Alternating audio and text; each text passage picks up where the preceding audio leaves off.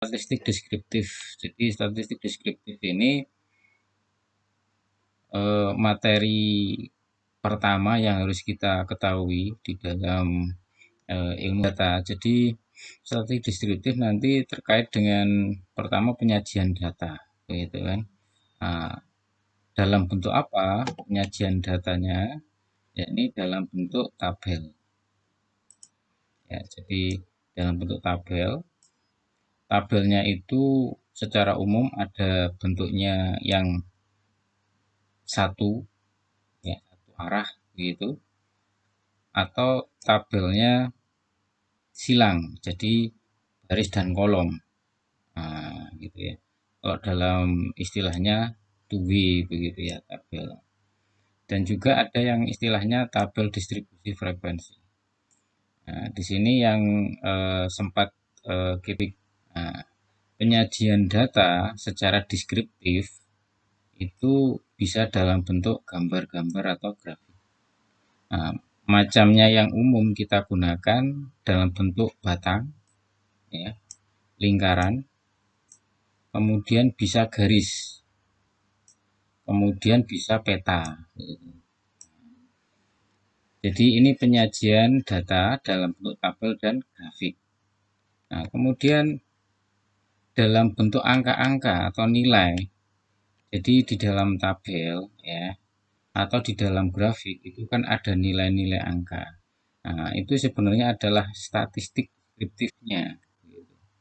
Jadi di dalam tabel di sini, di dalamnya begitu, di dalamnya tabel, di dalamnya grafik, itu kan berupa angka atau nilai-nilai. Nah, itu disebut sebagai nilai statistiknya. Nah, biasanya berupa nilai statistik deskriptifnya. Jadi statistik deskriptifnya di sini, di dalamnya ini. Oke, kita coba mengenal ya pelan-pelan ya. Kita mengenal namanya statistik deskriptif. Nah, ya. Jadi tujuannya apa? Statistik deskriptif di sini kita mempelajarinya. Jadi ini memang sering digunakan oleh peneliti ya, tetapi dalam pekerjaan, setiap pekerjaan yang terkait dengan informasi data angka begitu, nanti kita perlu menggunakan yang namanya statistik deskriptif. Untuk apa? Untuk memperhatikan perilaku data. Itu dulu pertama. Dan nanti setelah kita tahu perilaku datanya, nah, tentunya kita bisa menentukan dugaan-dugaan, ya. Kemudian dilanjutkan dengan menguji lebih lanjut dengan menggunakan analisa inferensial. Jadi langkah pertama sebelum kita melakukan analisa di sini, analisa pengujian, ya. Langkah pertama ya kita harus membuat statistik deskriptif dulu. Baru masuk kepada analisa di sini. Nah, oke, lanjut. Kemudian apa itu analisa statistik deskriptif? Ada 3 hal pokok ya yang harus kita pahami begitu terkait dengan statistik deskriptif. Pertama adalah berupa ringkasan, ya, berupa ringkasan. Di sini ringkasan dari data, ringkasan angka. Nah, atau dalam bahasanya sari numerik begitu ya. Ringkasannya berupa apa? Yakni berupa nilai ukuran pemusatan dan penyebaran. Jadi ringkasan dari kumpulan data kita yang harus kita pelajari di sini adalah ukuran pemusatan sama ukuran dispersi. Dispersi itu penyebaran. Kedua, yang nanti kita pelajari di dalam deskriptif ya adalah distribusi. Nah, jadi menyatakan pola penyebaran data. Jadi distribusi itu pola penyebaran data kita. Kemudian yang ketiga yang harus kita ketahui di dalam statistik deskriptif adalah istilah pencilan. Jadi pencilan itu apa? yakni nilai data yang berada di luar kelompok nilai data yang lainnya. Artinya dia itu mencil begitu. Kita ketahui di sini kan ada memusat di mana, menyebar di mana. Tetapi pencilan ini dia nilainya datanya itu benar-benar di luar, artinya bisa paling kecil atau paling besar. Nah, itu pencilan. Ya, ringkasan angka di sini meliputi apa? Pemusatan. Jadi pemusatan, ukuran pemusatan, dan ukuran penyebaran atau dispersi. Nah, ukuran pemusatan itu yang sering kita gunakan adalah nilai rata-rata, median, modus. Nah, ini yang kita pelajari di SMA ataupun aliyah ya, ataupun SMK. Ukuran penyebaran atau dispersi di sini untuk mengetahui tingkat penyebaran data kita. Ya. Nah, jadi nilainya apa saja yang kita gunakan dalam dispersi. Nanti ada yang namanya standar deviasi ya, di bawah ya nanti standar deviasi. Standar deviasi. Ada yang namanya variasi. Ada namanya variasi. Nah, sekarang pelan-pelan kita lihat misalnya ukuran pemusatan. Ukuran pemusatan rata-rata. Rumusnya cukup jelas ya. Kalau misalnya kita memiliki ya eh, nilai datanya itu satu atau tunggal ya. Ada data satu, data 2 sampai data ke n. Maka yang namanya rata-rata ya total dia jumlahan ya kan. Jumlahan dari data kita bagi dari jumlah data. Nah, itu rata-rata. Oke. Kalau misalnya ada kita punya data, tetapi data kita itu memiliki frekuensi. Jadi misalnya yang kita pelajari pertama kemarin ya, di sini ada data interval. Jadi interval ya, interval. Misalnya kelompok kelas 1 intervalnya ya, intervalnya dengan frekuensi 1. Kelompok kelas 2 dengan frekuensi 2 sampai kelompok kelas N dengan frekuensinya jumlahnya Fn gitu. Nah, maka nilai rata-ratanya kita hitung adalah dengan jumlahan ini. Jumlahan masing-masing frekuensi dikalikan XI. Nah, XI ini kemarin kita pahami sebagai apa? Nilai tengah kan, nilai tengah. Nah, nilai tengah. Nilai. Kemudian kita bagi dengan jumlah frekuensinya. Jumlah frekuensinya. Kita pahami dulu konsepnya ya. Kemudian median. Nah, median pun ini kita pahami median sebagai rumusnya di sini ya. Rumus untuk data frekuensi ya, data frekuensi ya. Median di sini ya. Kemarin cukup jelas ya. L1 ini apa? Misalnya batas kelas bawah dari kelas median. Nah, mediannya berapa? Mediannya kata kuncinya di sini. N dibagi 2. Artinya jumlah data kita ya, jumlah data kita ada berapa dibagi 2. Nah, itu adalah nilai median pada kelas berapa. Ya kan? Pada kelas berapa. Misalnya kelas kita ada 10 ya, misalnya ada kelas 1, 2, 3 sampai 10. Nah, mediannya ada pada kelas berapa ya. Terus di sini itu adalah jumlah frekuensi semua kelas ya sebelum kelas median ya kan, jumlahnya berapa. Begitu. Terus kemudian dibagi frekuensi pada median. C ini adalah lebar kelas gitu. Ya. Jadi misalnya kita punya data itu datanya interval, kelas interval ya. Kelas interval. Nah, kemarin kita pelajari kan data tunggal. Data tunggal itu kan mudah ya. Nah, tetapi seringkali kita itu memiliki data yang banyak. Nah, bagaimana kita supaya bisa meringkasnya? Maka kita buat dia distribusi frekuensi. Artinya kita buat interval, tabel interval.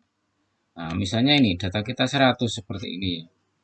Data kita 100 seperti ini, kita meringkas data seperti ini, maka kita buat tabel distribusi frekuensi. Kita buat kelas-kelas begitu. Nah, cara untuk membuat kelasnya pertama yang harus kita buat adalah ringnya dulu. Nah, ya, ringnya paling atas dikurangi paling bawah. K itu jumlah kelas ya. Jumlah kelas di situ 1 plus 3,32 log jumlah n-nya di sini. Nah, sekitar 7,6. Nah, ini bisa dibulatkan ke bawah atau ke atas. Misalnya, kita pilih di sini adalah jumlah kelasnya yang bulatkan atas 8. Nah, maka C itu lebar kelas. Lebar kelas itu adalah ring. Ring itu nilai paling tinggi dikurangi paling rendah dibagi dengan jumlah kelas. Begitu. Nah, sama dengan 14,8. Kita bulatkan jumlah kelasnya ada 15. Jadi jumlah kelasnya itu ada 15. Nah, paling bawah adalah 20. Karena paling rendah 20. Nah, kita lihat ya, kita misalnya di sini. Jadi ini dari 100 data itu kita kelompokkan ke dalam interval kelas. Berarti di sini kan kelas pertama, kelas kedua, sampai kepada kelas 1, 3, 4, 5, 6, 7, 8. 8 ya di sini. Kelas ke-8. Nah, 8 di sini ya hitung-hitungannya dari kita ini jumlah kelasnya ada 8. Lebar kelas di sini adalah ini C di sini 15 ya, kan 20, 21 sampai 34 kan 15 gitu. Nah, di sini frekuensinya berapa?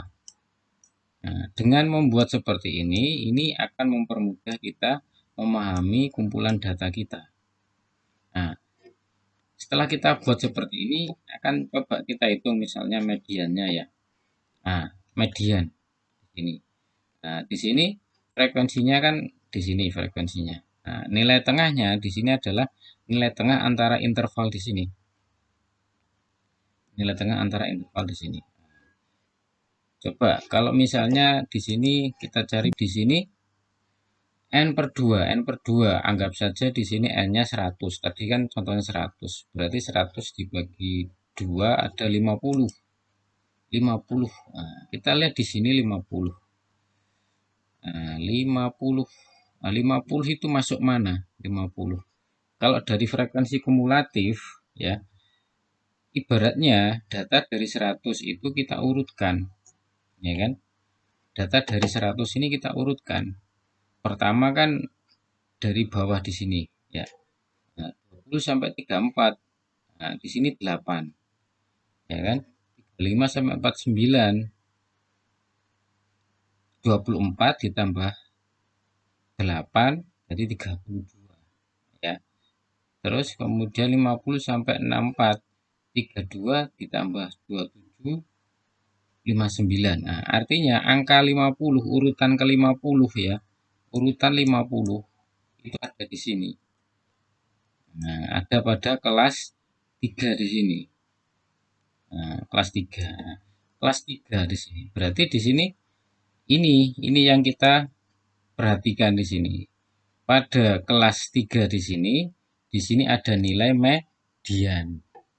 Nah, bagaimana kita menghitung kelas median untuk data interval seperti ini? Rumusnya seperti ini. Rumusnya, nah, ini ketahuan ya, n per 2, berarti 50 ya. Nah, L1.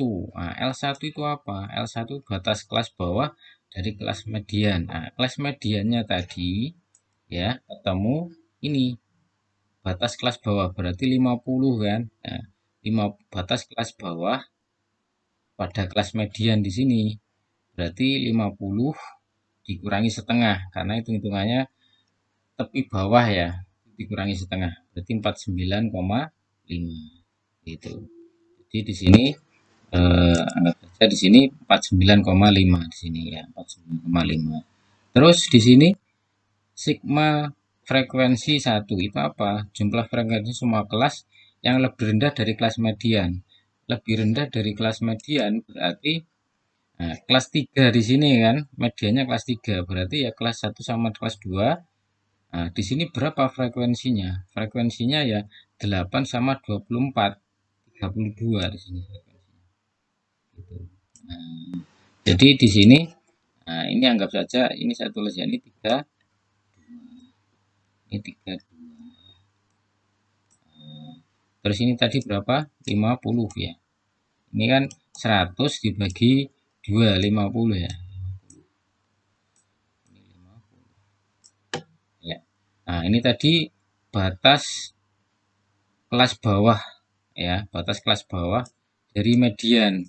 Tadi kan 50 ya, 50 dikurangi setengah, 49,5.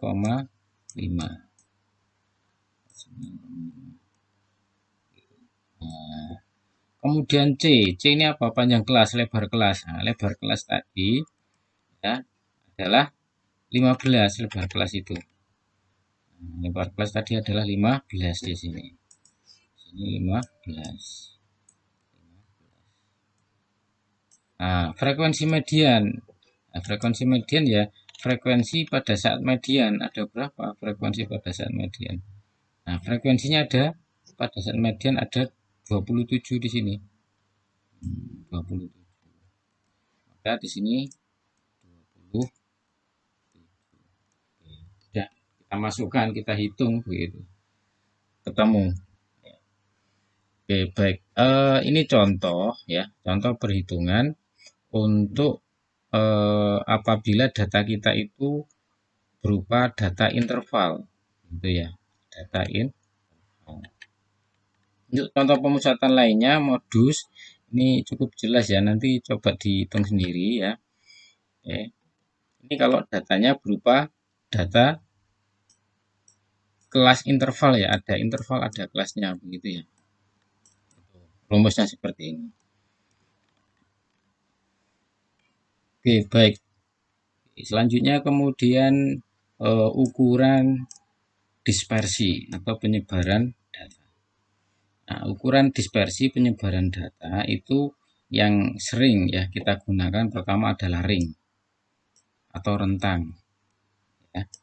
Kemudian nilai variasi, terus kemudian nilai simpangan baku.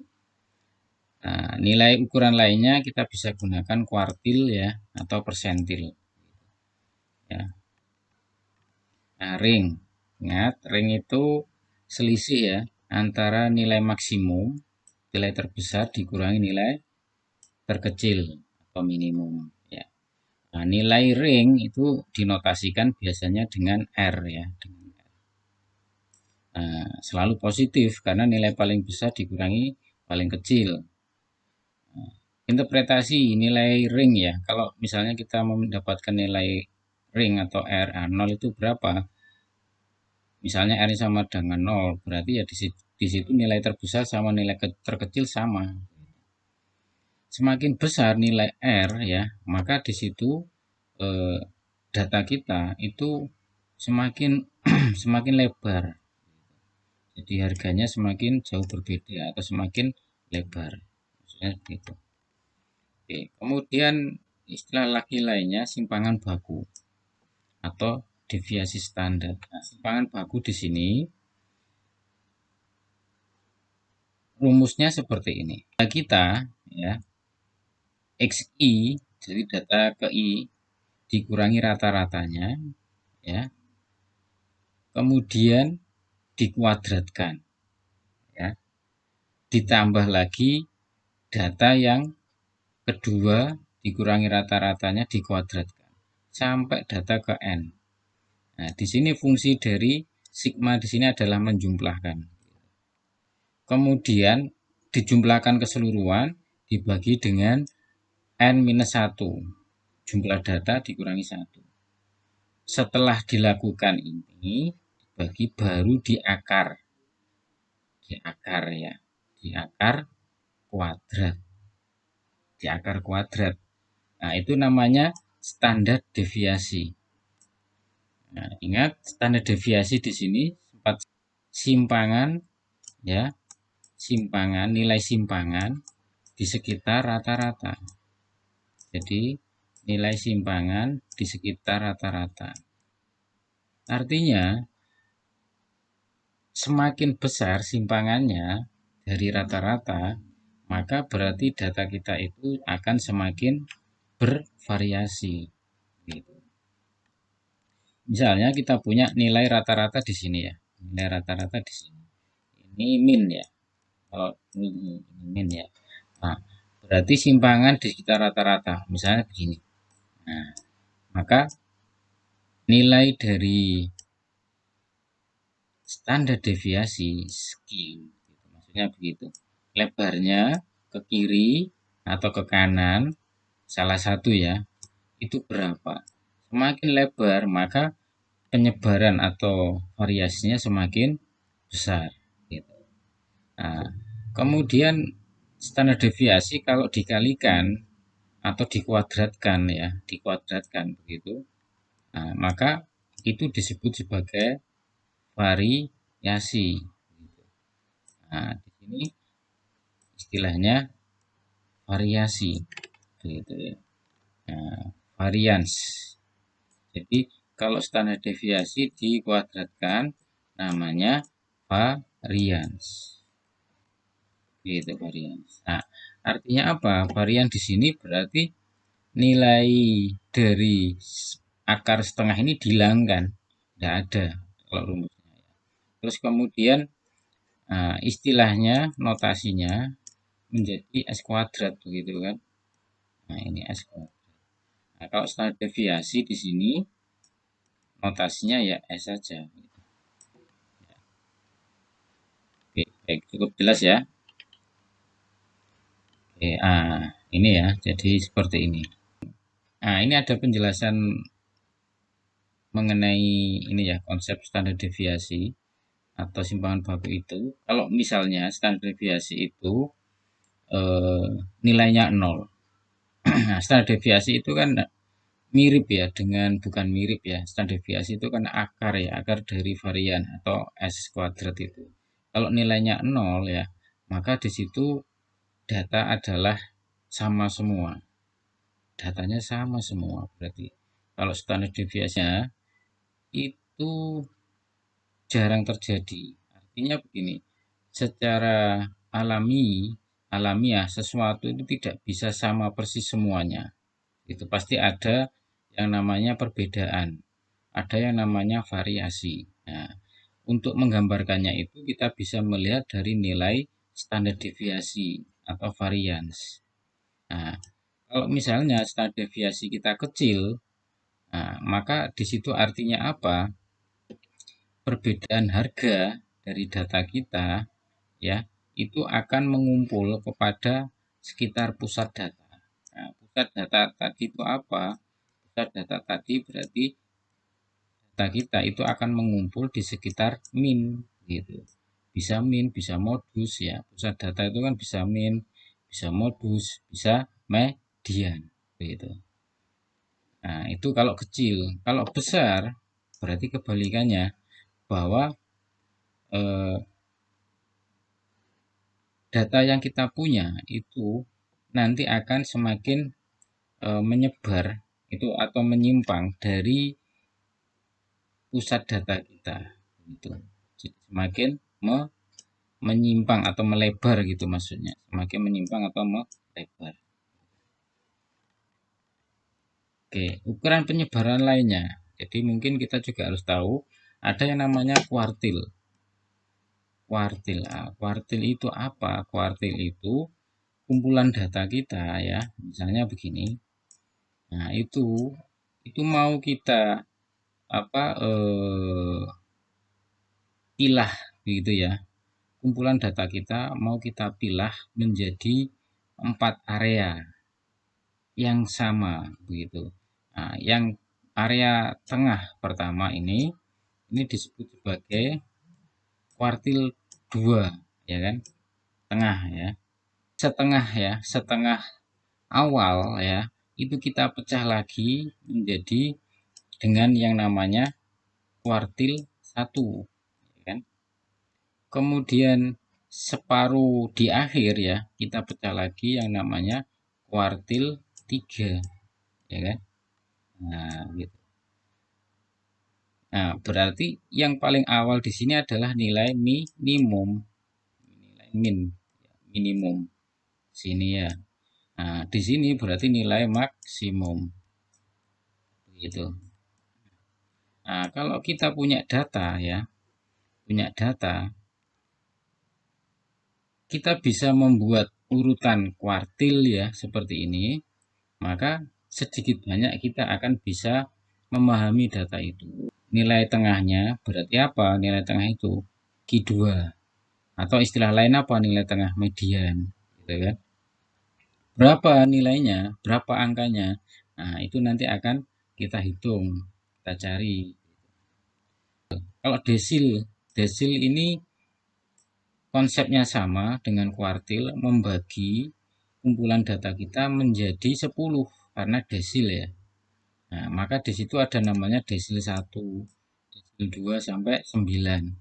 Nah, data kita kumpulannya menjadi 10 area, ya kan? Ini berarti lebih detail lagi. Nah, kemudian ada persentil. Nah, persentil ini berarti membagi menjadi 100 wilayah. Nah, maka ada persentil 1 sampai persentil 99. Ini lebih detail lagi. Oke.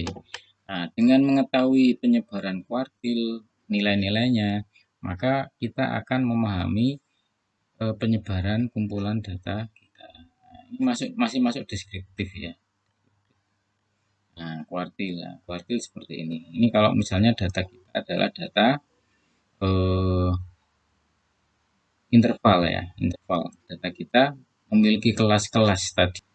Ya, baik. Jadi pertama yang kita pelajari tadi sebelumnya itu mengenai ringkasan data. Jadi data kita itu kan kumpulan ya, kumpulan data kita. Nah, kumpulan dari data kita, misalnya kumpulannya tadi ada 100 ya. Ya. Nah, kumpulan data kita tadi ada 100. Kemudian kita ringkas. Nah, materi ringkasannya itu yang kita pelajari barusan, yang saya sampaikan barusan. Maka disebut sebagai ringkasan data. Menggunakan apa? Bisa menggunakan nilai pemusatan. Nilai pemusatan, pusat ya, nilai pemusatan. Kemudian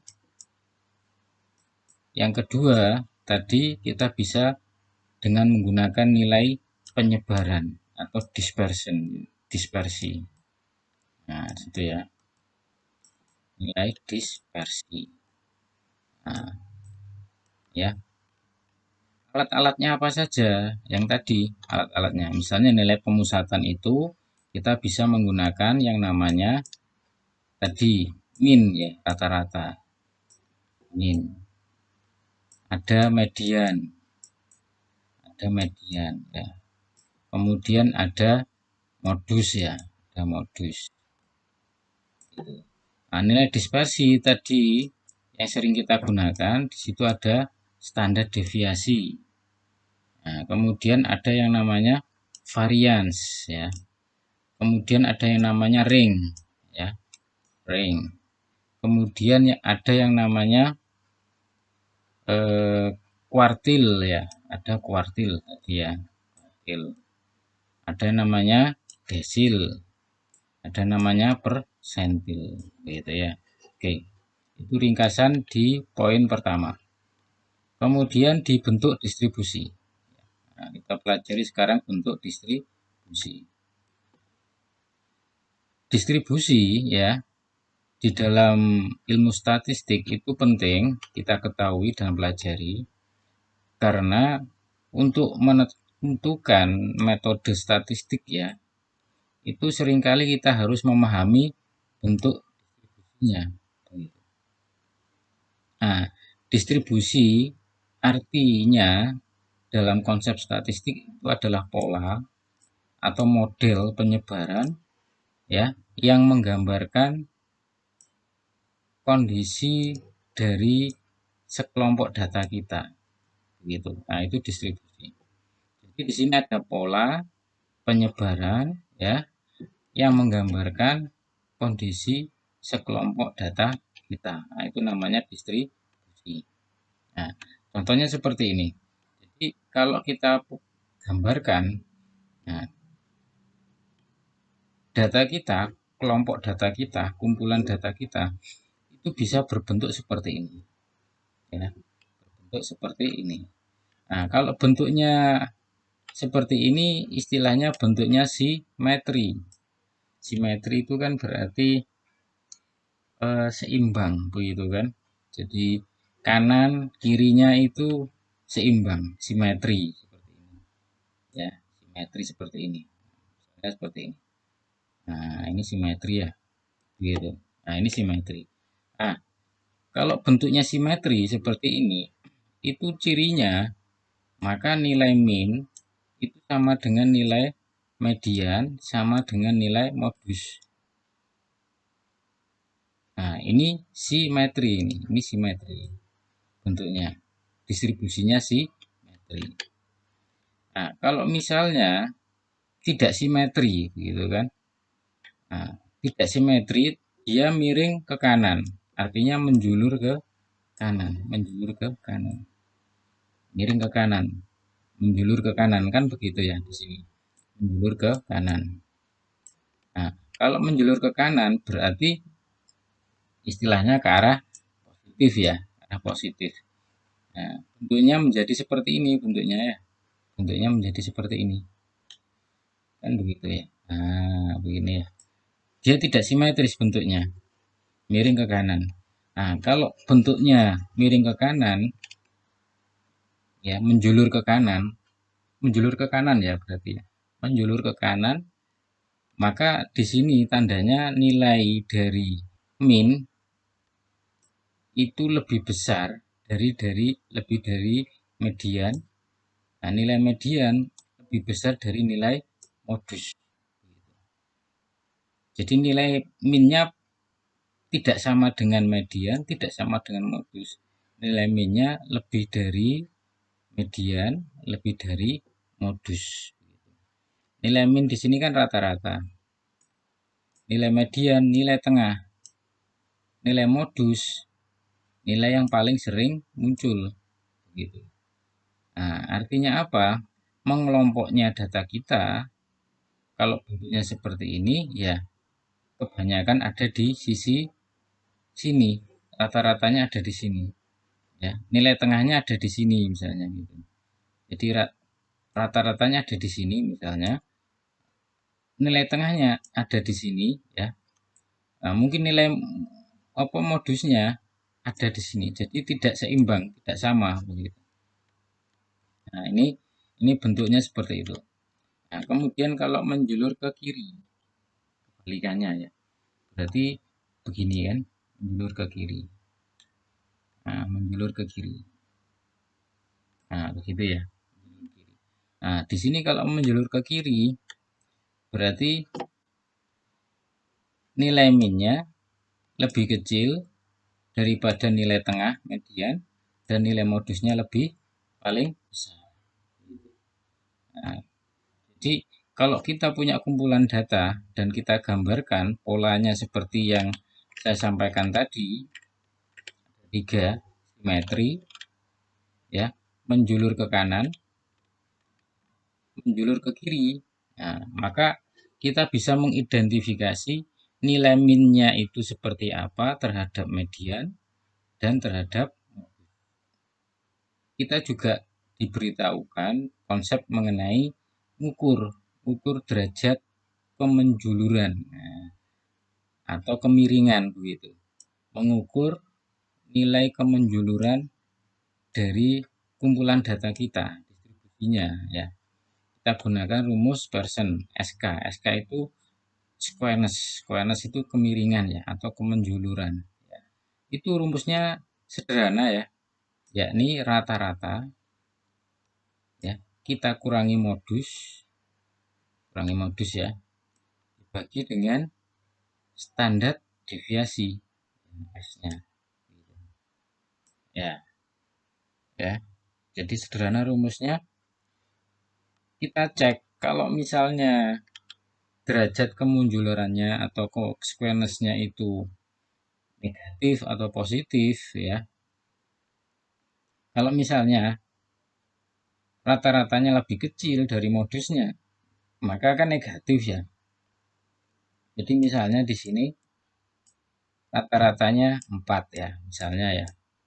Nah, modusnya di sini misalnya adalah 6. Nah, maka di sini adalah negatif, ya kan? Artinya di sini dia miring ke kiri, gitu kan? Lebih miring ke kiri. Nah, miring kiri. Nah, kalau misalnya di sini kebalikannya, rata-ratanya lebih besar, ya, misalnya 7, gitu kan? Nah, otomatis di sini kan positif nilai atasnya di sini positif. Nah, kalau miring ke kanan, gitu, miring ke kanan, kanan ya berarti miring ke kanan. Oke, nah nilai kita mengetahuinya sederhana dengan rumus seperti ini. Distribusi kita itu miring kiri atau miring kanan atau simetris. Simetris itu berarti bentuknya adalah kanan kiri seimbang. Itu sih. Nah, interpretasinya dengan nilai kemiringan tadi. Kalau 0 mendekati 0, memang kadang kita susah ya atau tidak mendapatkan nilai 0 untuk kemiringannya ini. Nah, misalnya mendekati saja, maka disebut sebagai simetris distribusi kita, simetris. Kemudian kalau misalnya negatif ya, nah, maka sama tadi ya saya sebutkan, maka distribusi kita menjulur ke kiri, negatif. Nilainya negatif. Kalau nilainya positif, maka menjulur ke kanan.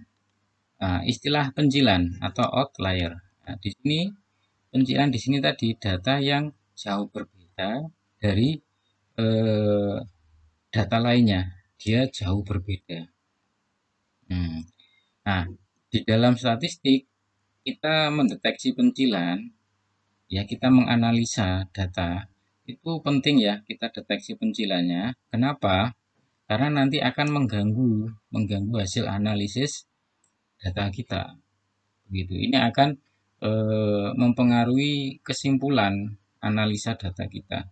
Maka pencilan di sini perlu kita deteksi. Nah, dan kalau misalnya ada ya, maka pencilan ini baiknya kita sendirikan analisisnya. Cara mendeteksi pencilan pertama kuartil ya.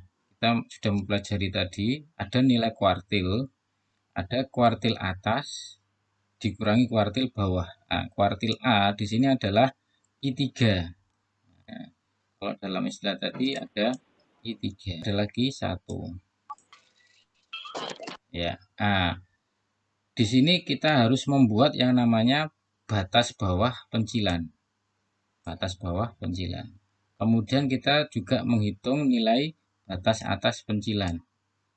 Nah, caranya sederhana ya. Jadi ada QB ini adalah kuartil bawahnya dikurangi 1,5 kali DQ. Nah, DQ-nya kan tadi rentang QA dikurangi QB.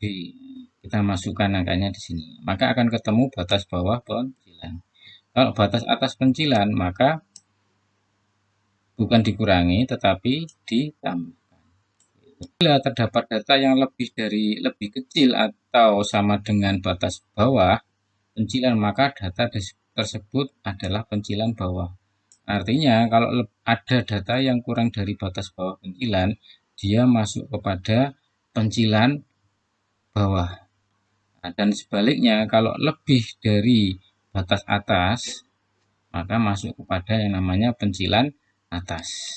Nanti kita akan berusaha kalau namanya menghitung, nanti pertama kemarin sudah sempat ya saya minta untuk menggunakan yang namanya Excel ya. yang menggunakan namanya Excel.